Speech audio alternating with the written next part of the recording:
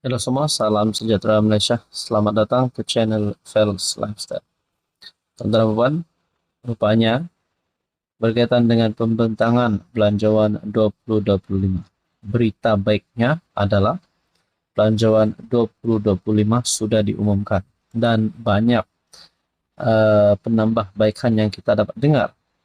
Namun di sudut yang lain, rupanya ada serangan yang diterima oleh Anwar Ibrahim, ataupun mungkin bukan serangan tetapi nasihat ataupun teguran, terutamanya daripada kepimpinan politik, bukan daripada kerajaan. Contohnya, ahli parlimen Muar sendiri, Syed Saddiq, bahkan Muhyiddin Yassin juga ada bersuara, dan beberapa lagi pemimpin yang lain, termasuk di dalam kerajaan. Sudah pasti pembentangan ini ada yang menerima dengan baik, dan ada juga yang pasti akan cuba untuk melihat kelemahan belanjawan 2025. Tapi mungkin ada yang hanya bercakap ataupun hanya ingin menyerang Anwar Ibrahim kerana mereka tahu Anwar Ibrahim sebagai Perdana Menteri, manakala mereka pula di bahagian pembangkang cuba untuk menjatuhkan Anwar, cuba untuk memalukan Anwar. Saudara-saudara, tuan-tuan dan puan, satu tulisan daripada Syabuddin Husin bertarikh 21 Oktober, inikah yang dinamakan kerajaan umum dulu, fikir kemudian. MP Muar Syed Saddiq mempersoalkan mengapa kumpulan pendapatan P15 disebut dalam pembentangan belanjawan 2025 Jumaat lepas, sedangkan takrifannya masih belum dimuktamadkan. Macam mana kerajaan boleh umum dulu dalam belanjawan yang P15 maha kaya guna RM8 bilion subsidi petrol? Maha kaya mana yang guna RM8 bilion ini? Janganlah umum dulu, pikir kemudian. Kehidupan rakyat menjadi taruhan, kata bekas Presiden muda itu di platform media sosial X. Ketika membentangkan belanjawan, Anwar berkata, warga asing dan 15% pengguna teratas atau digelar maha kaya menikmati 40% subsidi RON 95 kerajaan. Anwar yang juga Menteri Kewangan berkata, 40% subsidi ini yang merangkumi kira-kira 8 bilion lebih bagus sekiranya dibelanjakan untuk penjagaan kesihatan awam, pendidikan dan pengangkutan. Beliau mengumumkan kerajaan akan melaksanakan penyasaran subsidi RON 95 mulai pertengahan tahun depan, yang menurutnya tidak akan menjejaskan 85% rakyat. Saudara-saudara, berkaitan dengan ini, saya boleh katakan ini adalah serangan terhadap Anwar Ibrahim. Namun kita tahu setiap yang dibentangkan di dalam belanjawan 2025 pasti ada sebab, dan pasti Anwar Ibrahim sebagai Perdana Menteri sudah memikirkan perkara ini, dan itu sudah pasti demi rakyat. Tuan-tuan, apa komen Anda? Halo semua, salam sejahtera Malaysia. Selamat datang ke channel Fels Lifestyle.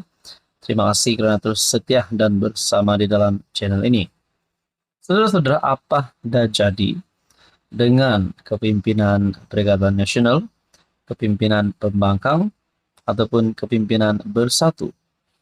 Kenapa tiba-tiba ada berita ada wakil rakyat daripada PN yang mengeluarkan perkataan yang tidak sepatutnya dikeluarkan di Dewan? Mereka sebagai ahli parlimen, sebagai pemimpin yang menjadi contoh dan teladan kepada rakyat Malaysia, tetapi mereka pula membuat satu situasi yang memperlihatkan mereka seolah-olah tidak layak untuk memegang jawatan itu. Itu bagi pendapat saya. Dikatakan di dalam berita ataupun berkongsian daripada Harapan Daily, beradablah sikit isteri orang tu. Ramai terkejut lihat perangai ahli parlimen Perikatan Nasional ini. Harapan Daily 23 Oktober. Tular petikan kenyataan seorang wakil rakyat PN terhadap Menteri Fadlina Sidek semasa persidangan Dewan Rakyat baru-baru ini. Rata-rata menyifatkan apa yang disebut ahli parlimen Kulim Bandar Baharu, Roslan Hashim itu sebagai tidak selayaknya diucap oleh seorang yang berhormat terhadap wanita berstatus istri orang. Roslan dari Bersatu semasa mesyuarat di parlimen pada 17 Oktober lalu, antara lain menyebut warna baju YB Fadlina sama dengan warna tali leher saya. Selain itu dia turut berkata, saya nak tengok YB Menteri ke YB Speaker disusuli dengan gelak-gelap. Aksi menjengkelkan oleh wakil rakyat pembangkang itu berlaku ketika dia bertanyakan mengapa 5 hadis digugurkan daripada modul penghayatan hadis 40 Imam Nawawi. Fadlina kemudiannya menegaskan bahawa beliau telah menjawab persoalan tersebut sebelum ini. Dalam masa sama, ramai berharap pengundi bermuhasabah sebelum menghantar individu untuk mewakili suara mereka di parlimen. Beradablah sikit, isteri orang tu, tegas Dr. Syarul Nizam. Ada unsur gangguan seksual. Dia cuba kaitkan warna baju wanita itu dengan warna tali leher dia. Menjijikkan lawak begitu. Dia ingat kelakar. Tapi itu gangguan seksual, ujar pengguna X Mazli Zalma. Takut sangat konon Cina komunis nak ambil alih. Okey fine. Kalau kau percaya, tapi pilihlah pemimpin yang bijak, kata PC0. Tahap pemikiran pengundi yang beri undi pada dia amat membimbangkan. Disebabkan memilih mengikut sentimen, inilah yang pengundi dapat. Tulis salah satu lagi pengguna media sosial. Saudara-saudara yang amat dihormati, tuan-tuan, selain daripada ini, rupanya terdapat satu lagi berita yang menyebut ahli parlimen daripada PN. Dikongsikan melalui Malaysia Kini, bertarikh 23 Oktober, Chong Mahu MP sebut PUND K Mamak Pasembur dikenakan tindakan.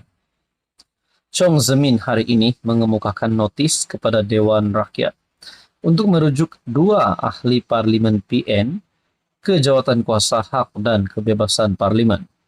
Katanya, usul tersebut diserahkan kepada Setiausaha Dewan Rakyat tengah hari tadi. Langkah diambil oleh ahli parlimen Kampar itu dibuat dengan merujuk kepada penggunaan kata-kata yang dianggap melanggar etika parlimen, disebutkan pembangkang. Bercakap kepada media, Chong berkata, insiden pertama berlaku pada jam 12.30 tengah hari kemarin apabila Rosul Wahid PN Hulu Terengganu dengan bersahaja menyebut perkataan mencarut. Membacakan petikan yang disiarkan dalam Hansard Parlimen, Chong berkata, Rosul menyebutkan banyak cukai akan dibebankan di atas pundak rakyat, bukan PUNDK, ya, pundak. Ketika itu, Rosul mencela Hamzah Zainuddin yang berucap membahaskan belanjawan 2025. Insiden kedua, beberapa jam kemudian, pada hari sama, melibatkan Afnan Hamimi, Taib Azamuddin, PN Alur Setar, yang berucap dengan menyatakan rasa kurang senang terhadap tindak tanduk Perdana Menteri. Jadi saudara-saudara yang amat dihormati, adakah kedua-dua ahli parlimen ini berisiko untuk digantung, dipecat ataupun bakal menerima tindakan undang-undang? Saudara-saudara, menurut Anda, apa komen Anda?